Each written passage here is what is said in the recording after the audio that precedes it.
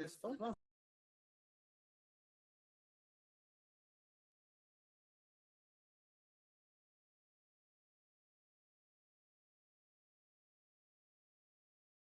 ¿Por qué no pasamos los limitas?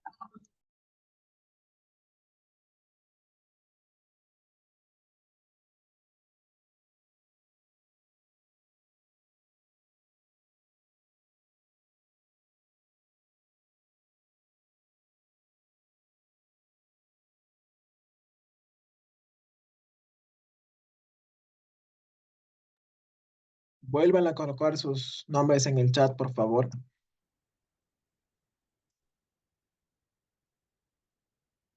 Primero apellidos, luego nombres.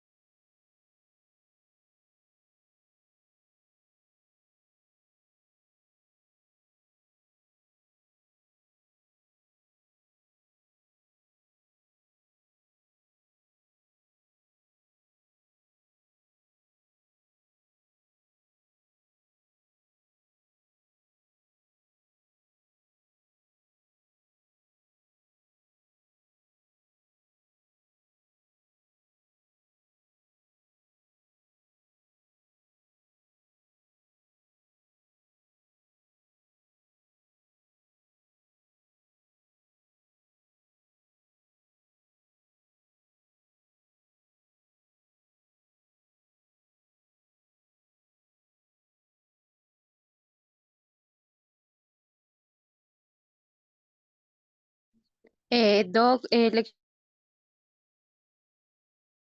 quería informar que una compañera, Alicia Dollisco, no se puede, pero mucho se desconecta, me dijo el internet.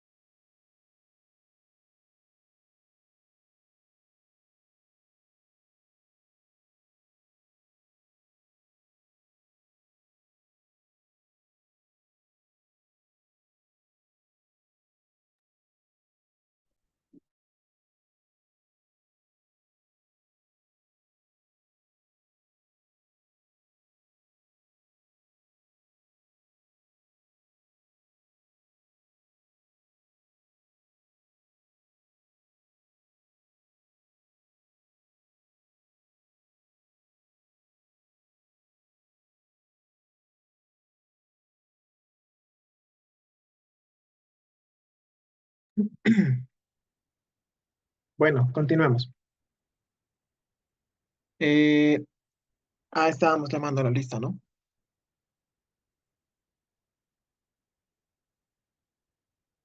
Hace rato me salté un nombre. Martínez Flores.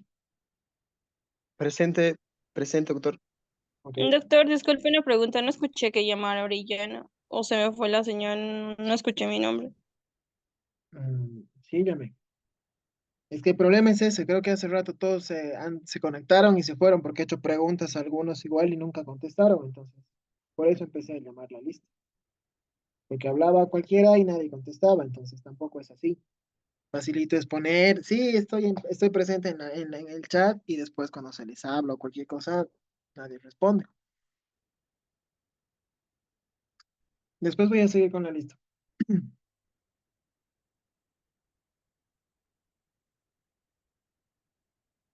Bueno, estábamos en esto del tratamiento de los estreptococos, ¿no es cierto? Entonces, ya lo que hemos hablado hace rato, ok, perfecto. Tenemos que tener en cuenta los mecanismos de acción de nuestros fármacos para que en base a eso nosotros optemos por tratamientos diferentes cuando vayamos a abordar la patología.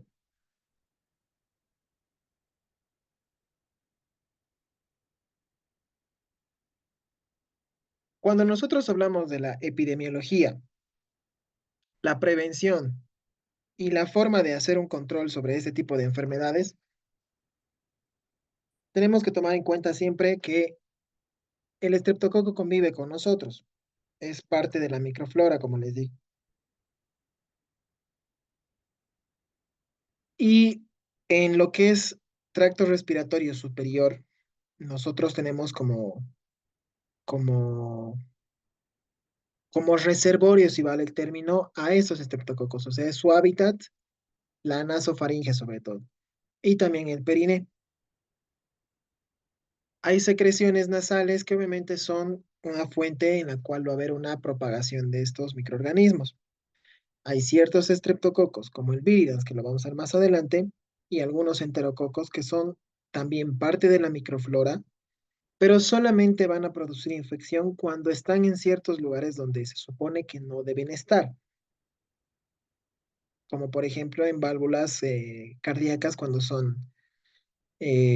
se hace un tratamiento inadecuado por una infección de estas, y pues migran y se alojan ahí, y desde ahí ocasionan infección.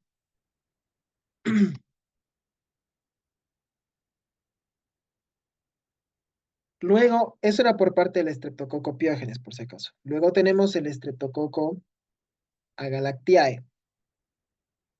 Este es perteneciente al grupo B, pero no por ser del grupo B, quiere decir que es beta-hemolítico.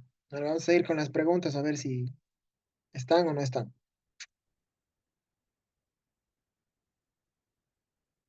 Fairuz Cort, no sé qué más dice. Sí, Doc. ¿Quién daba la clasificación para que sean grupo A o grupo B?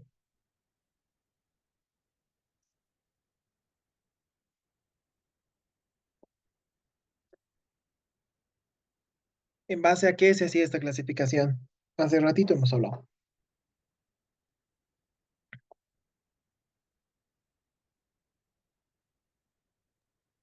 No me acuerdo, Doc. O no se acuerdan o no estaban. Hace rato hemos hablado. Y hemos retrocedido hasta esa diapositiva. A ver, otro. Eric Waman. Sí, doctor. Muy bien. Misma pregunta. ¿Quién te daba la clasificación para que sean grupo A o grupo B? Ah, no recuerdo bien la palabra.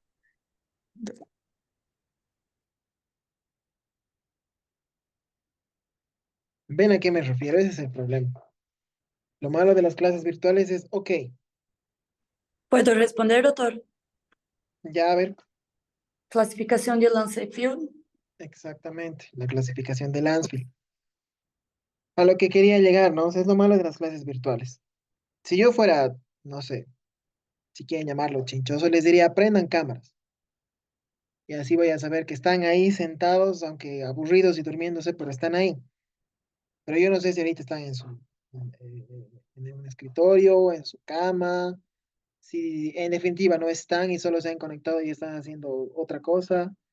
Entonces, pero no, o sea, yo no le estoy exigiendo por eso cámaras, porque bueno, entiendo que es incómodo igual esto de las clases virtuales, pero si no van a estar atentos, o en definitiva no van a estar, solo se van a conectar, van a poner su nombre en el chat y luego van a desaparecer, no es nada productivo, ¿no es cierto?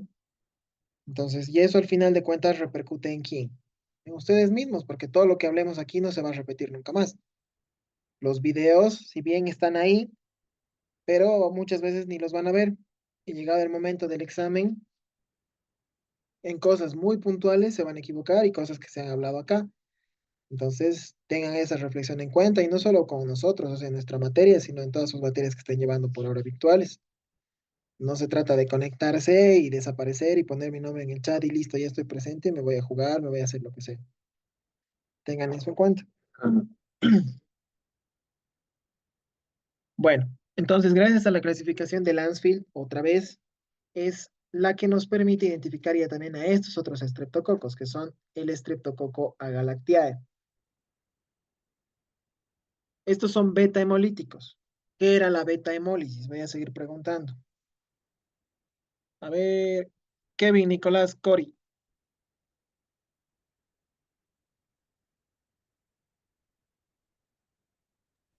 Sí, doctor.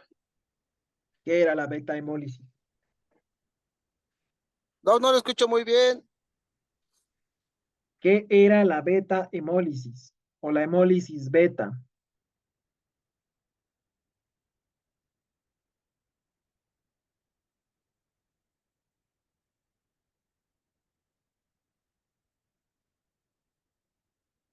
Ahora sí, ¿me escuchaste?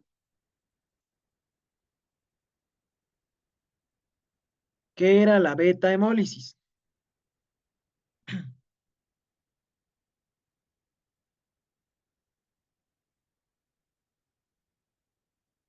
Hola, ¿se escucha? Creo que sí se lo escucha. ¿Puedo responder yo? Ya, ¿quién va a responder? Domínguez, destrucción completa de eritrocitos con aclaramiento de sangre. No, te estás confundiendo. Destrucción parcial. En la primera parte estabas bien. La hemólisis beta ¿es completa o es incompleta? Completa. Ya. ¿Y cuál es la que tiene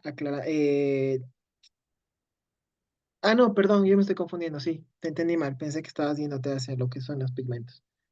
Sí, No, no. la hemólisis beta sí es aquella que tiene un aclaramiento de sangre. Entonces es aquella que va a presentar una destrucción completa. Y la destrucción incompleta va a ser la hemólisis alfa. Y esta sí va a ser la que presenta pigmentos verdes, ¿no? Ok. Entonces, estos estreptococos igual son parte de la microflora normal, sobre todo a nivel vaginal y la porción baja del tubo digestivo.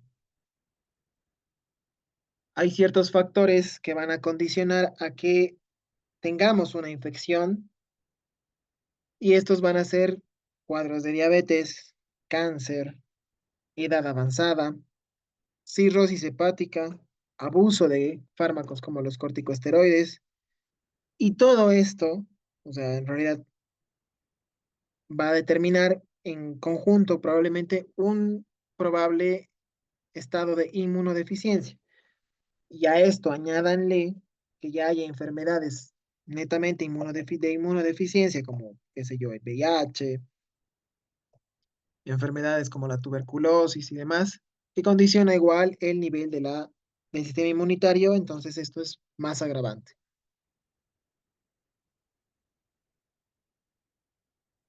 Luego tenemos otros estreptococos, y los pone, su libro igual se los pone así tal cual, otros estreptococos, que pueden ser del C, del grupo C y del grupo G, que estos en general causan faringitis, sinusitis, bacteriemia y o endocarditis. No se los desgloso acá mucho porque está en el libro uno y dos porque no suelen ser muy importantes, entonces no están muy desarrollados por eso. Lo mismo los del grupo D, que ahí tienen sus variantes y generalmente van y producen endocarditis. Luego tenemos a otro estreptococo que es el estreptococo anginoso o anginosus, que igual son parte de la microflora y estos tienen como que los dos tipos de hemólisis.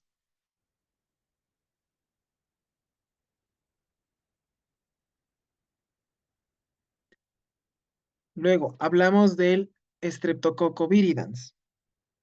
Estos son alfa hemolíticos. Y si hablamos de alfa hemolítico, quiere decir que es destrucción incompleta, ¿no es cierto?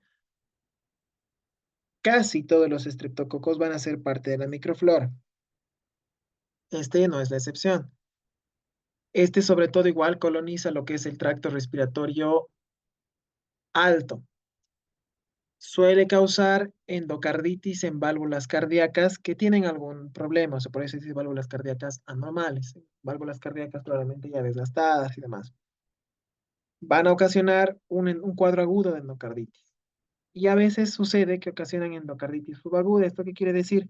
Que una se manifiesta con todas las manifestaciones clínicas puntuales y la otra tiende a ser algo más, como que más escondida, que es más difícil de diagnosticar y demás.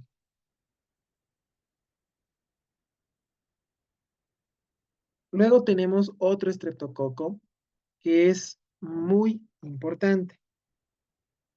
Deme un minuto, por favor. Estoy con un problemita en internet.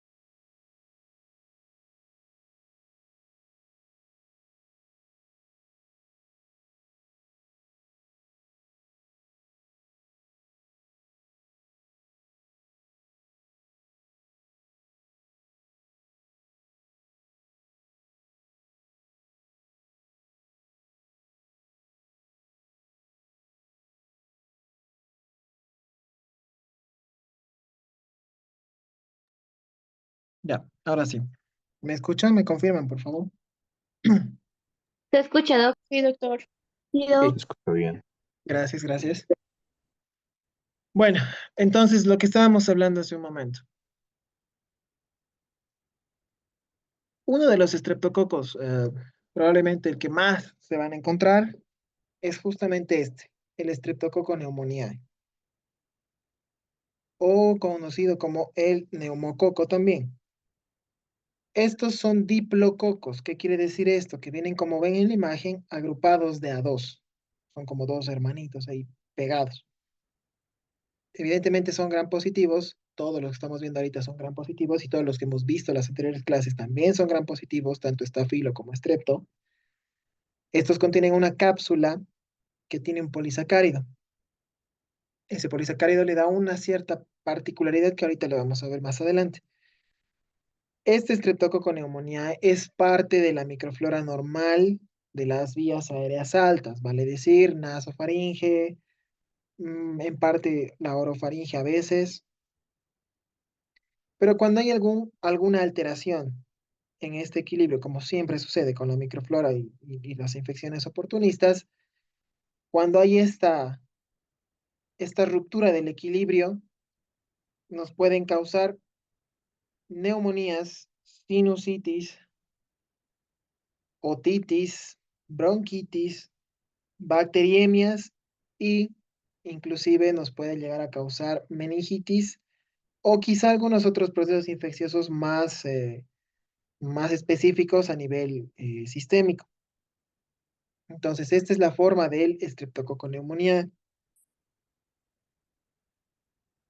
Como les he mencionado hace un momento, en cuanto a la morfología, son diplococos, por eso sí, típicos diplococos, son agrupados de a dos y estos se pueden identificar a través de muestras de pus, en heridas o esputo. Para su utilización y su requerimiento energético utilizan la fermentación de glucosa y a través de esta fermentación de glucosa van a producir ácido láctico. La pared de este neumococo tiene peptidoglucanos. Estamos hablando de un coco, ¿no es cierto? Es gram positivo, por ende tiene un alto contenido de peptidoglucanos y además presenta ácidos teicoicos. Si hablamos específicamente de su patogenia, vamos a tener que en adultos Por si acaso hay un montón de neumococos. Y aquí les menciono los más comunes. En adultos, del tipo 1 al 8, son generalmente causales del 75% de casos de neumonía. Y llegan obviamente a diagnosticarse y al hospital y demás. Y en los niños, los serotipos que son más comunes, que presentan infecciones, ya sea de vías aéreas altas o de vías aéreas bajas, con neumonías y demás, llegan a ser el 6, 14, 19 y 23, que son los más frecuentes en niños. Ahora me preguntarán si son importantes estos datos. Sí, porque es en base a estos serotipos que se fabrican inclusive las vacunas. Entonces, si algún rato se pregunta, ¿me entra al examen? Probablemente sí.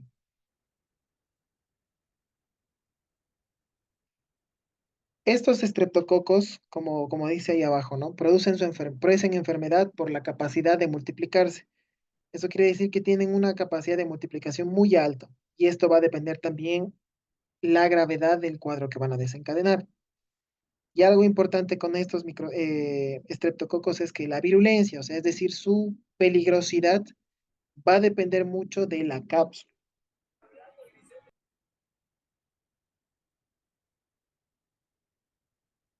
Nosotros como blanco de la infección, tenemos ciertos factores que van a condicionar que la mucosa respiratoria pierda la resistencia. O sea, de hecho, siempre tenemos una resistencia a las infecciones, ¿no es cierto?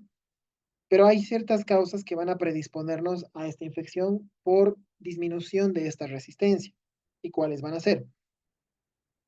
Ciertas infecciones virales, intoxicaciones ya sea por alcohol o fármacos que depriman la actividad de los fagocitos, algún problema circulatorio, que obviamente condicione una dinámica circulatoria no apta, y en algunos casos, mecanismos más que todo metabólicos.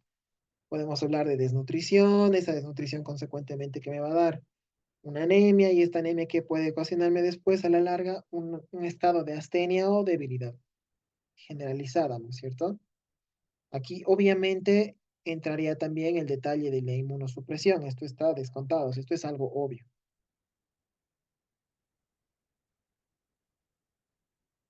Manifestaciones clínicas, ¿qué es lo que van a ver ustedes? Van a ver pacientes que de la nada le dicen, ha tenido fiebre, ha estado con escalofríos. En algunos casos, el paciente puede manifestar que tiene un dolor tipo pleural. O sea, el paciente les va a decir, me duele mi pulmón. Y puede que a veces sí tenga esa sensación, porque hay una inflamación, si es neumonía sobre todo, y ocasiona así una especie de punzada a nivel de los pulmones. Además, van a presentar que esputo de características sanguinolientas. Y algo importante igual que tenemos que tener en cuenta es que los pacientes pueden presentar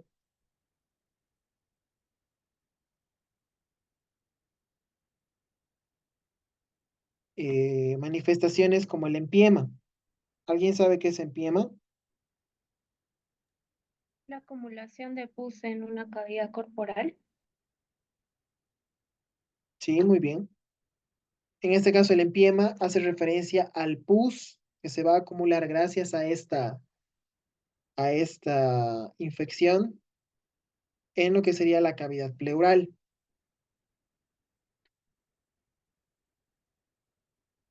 Una vez que hay este empiema, que hay acumulación de pus, y obviamente ese pus que contiene bacterias, ¿no es cierto?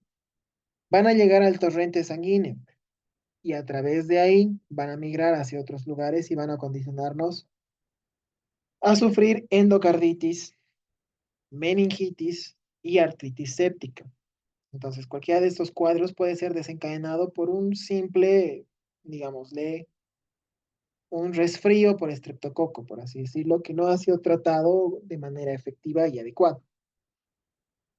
Ahora, pregunta, y esta pregunta va a ir dirigida, yo digo aquí, para recordar igual un poquito lo que hemos visto antes. Si yo tengo un paciente que presenta meningitis, idealmente, ¿cuál sería mi tratamiento? Y a ver, va para Araníbar Alan Américo.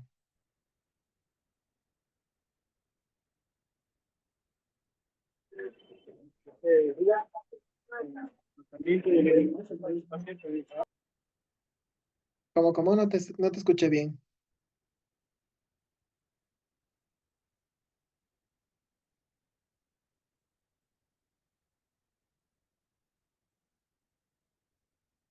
Hola, ¿estás ahí?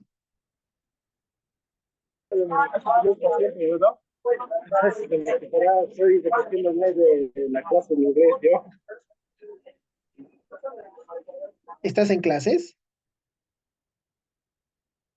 No se te entiende,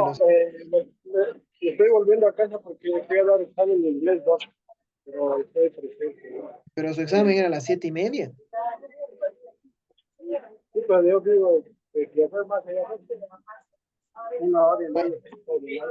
Bueno, bueno. A ver, otra persona. Ah, Samir, solo dice Samir en su ventana. A ver, ¿quién es Samir?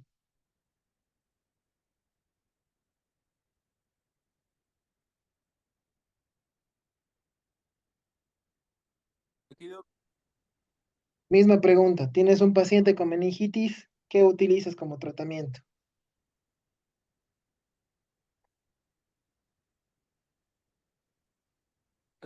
Cefalosporina. ¿Cuál? Son como 200.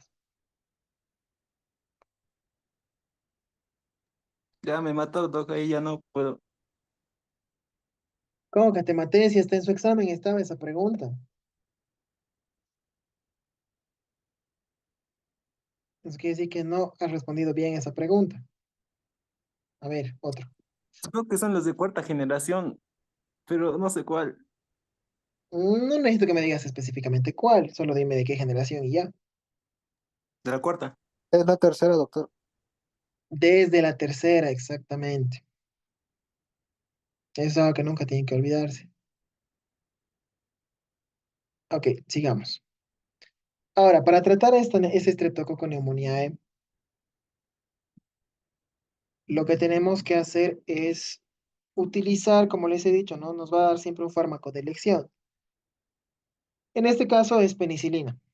Generalmente para todos los cocos, el tratamiento de elección es la penicilina. Ahora, ¿qué es lo malo acá? Que mucha gente ya es resistente a las penicilinas, entonces ya no se puede utilizar de entrada con todos penicilina porque ya va a ser probablemente inefectivo.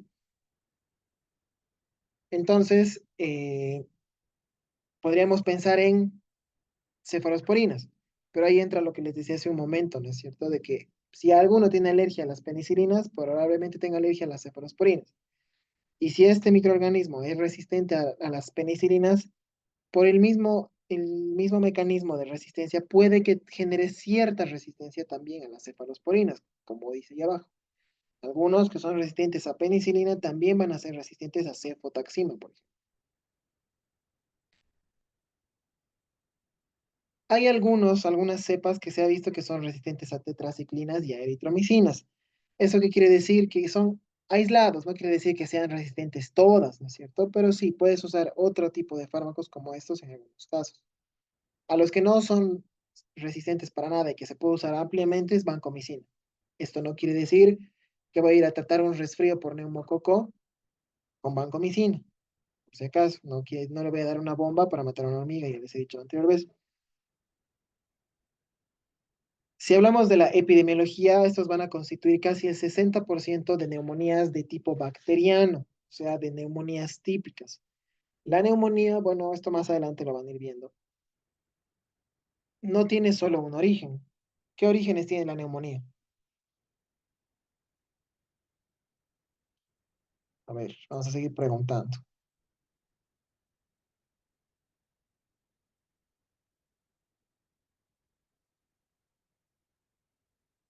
Ivonne Belisario,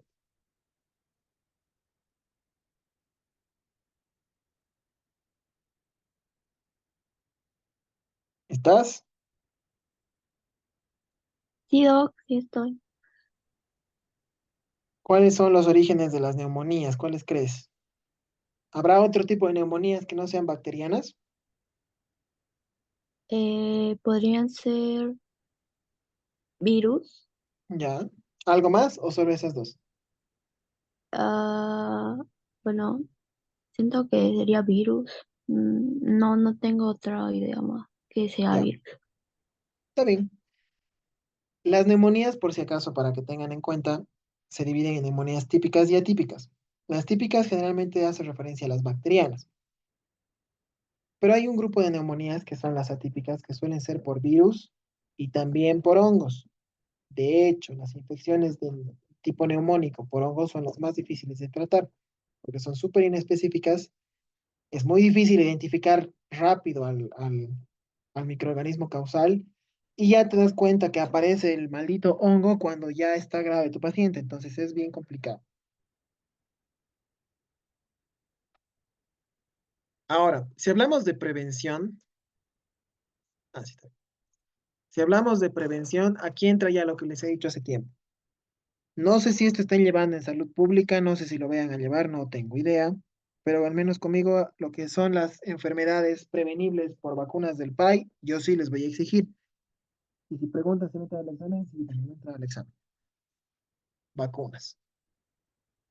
Así que tienen que saber, la vacuna antineumocócica puede prevenir, obviamente, al igual que todas las vacunas, enfermedades graves causadas por estos microorganismos. Hay un error común en la gente, y espero que ustedes no sean de ese grupo de gente, que dicen, ¿no es cierto? Me he vacunado, pero igual me he enfermado. Es una mentira la vacuna. Y esto ha pasado claramente con las vacunas del COVID. Ninguna vacuna va a evitar que te enfermes como tal. Probablemente a algunos pasa que sí, no se van a enfermar, pero que el hecho que te enfermes no quiere decir que la vacuna no sirve, simplemente quiere decir que probablemente o ya estabas incubando o al momento de haberte inoculado la vacuna estabas con el sistema inmunitario bajo y bueno, pues te enfermaste. Pero eso igual significa que ya generaste la inmunidad necesaria. Entonces, no es que yo me pongo la vacuna y no me enfermo. Claro que te puedes enfermar, pero lo que estás garantizando es no enfermar algo grave, no enfermar algo que te lleve al hospital en un 2x3 por si acaso. Entonces, les decía, las vacunas, las vacunas eh, vienen a ser, en este caso, aplicadas en niños pequeños en esta edad, entre los 2 y los 6 meses. Son 3 dosis. La primera a los 2, la segunda a los 4 y la tercera a los 6. ¿Cuál es la vía? Intramuscular en el muslo del pequeñito. La dosis es 0,5 ml dividida en esas 3 dosis, ¿no? 3 dosis cada una de 0,5 ml. ¿Y qué va a prevenir? Justamente neumonías y meningitis por estos microorganismos. Estamos a 5 minutos de finalizar la grabación, entonces nos queda ese tiempito todavía. Y si alguien dice que ya es hora, pues puede irse porque tampoco estaba participando cuando le pregunté ese, ese estudiante que me dicen en el chat. Así que tranquilamente puede retirarse si gusta. No tiene asistencia. Los últimos cocos que vamos a revisar son los enterococos. Estos tienen una sustancia específica del grupo D, lo cual hace que sean parte del grupo D. Al igual que los demás son parte de la microflora normal, la diferencia de estos es que no son hemolíticos, pero en algún caso, algunas veces, pueden desarrollar una hemólisis de tipo alfa. ¿Cuál era la hemólisis de tipo alfa?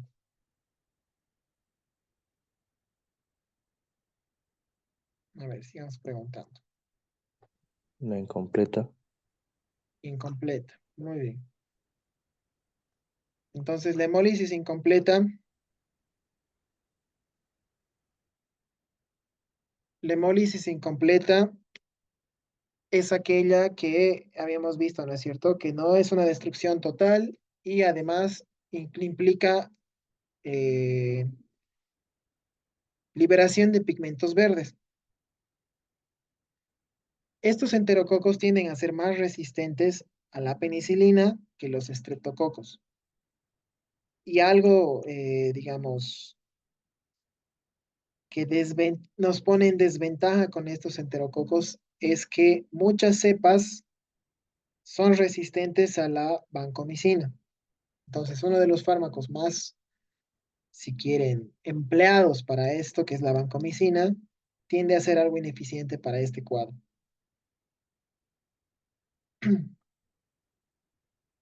Los enterococos presentan resistencia a los antibióticos, sobre todo el enterococo faecium, y hay otro más que es el enterococo fecalis, pero el faecium es más resistente todavía que el fecalis.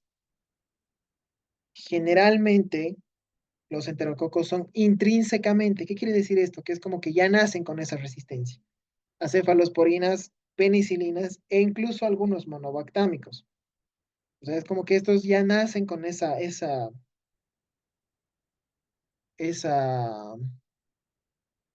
resistencia, entonces los hace más difíciles de tratar. La resistencia a la gentamicina, por ejemplo, hace que estos enterococos, basta con que tengan resistencia a la genta y ya nos va a decir, ya vamos a saber automáticamente nosotros que ningún otro aminoglucósido nos va a servir. Pero aquí hay un excepto, siempre hay una excepción a la regla en estas cosas. Acá la streptomicina sí nos va a servir y sigue siendo un aminoglucósido.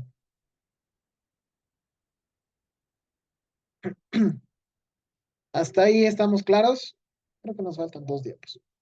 Sí. ¿Hasta ahí Sí, está doctor. claro? Ok. Bueno, entonces, para ir terminando,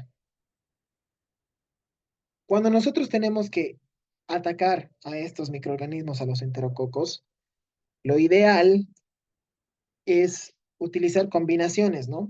En este caso, uno que inhiba la pared celular y un aminoglucósido. En este caso, si no es resistente, pues no sirve la genta. Si es resistente, hay que usar streptomicina. Y bueno, esta combinación va a ser esencial para que nosotros podamos tratar las infecciones graves. Y bueno, como hace rato les había mencionado, algunos presentan resistencia a la vancomicina. Bueno, entonces termino de llamar la lista y ya con eso terminamos. Me había quedado en Patti, ¿está? En paz se quedó, doctor. ¿Está Patti? No. Pérez, Presente. Pimienta, Doctor, perdón que Presente, lo doctor. interrumpa, pero ¿ya nos podemos retirar los que ya llamó lista? ¿O? sí, sí, sí, no hay problema. Solo se Sí, debe- ya. Está bien, doctor. Hasta luego. Gracias. Hasta luego. Quise, no aquí. Roque, Presente. Rosales, Presente Rosales. Sauma, Presente. Segovia, Presente, Doc. Sebrich,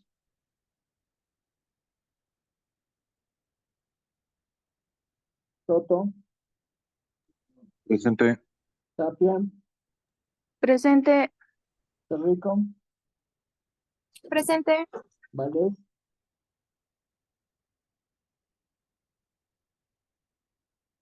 Vega, Presente, doctor. Beizaga, Vides, Presente. Zambrana, Álvarez,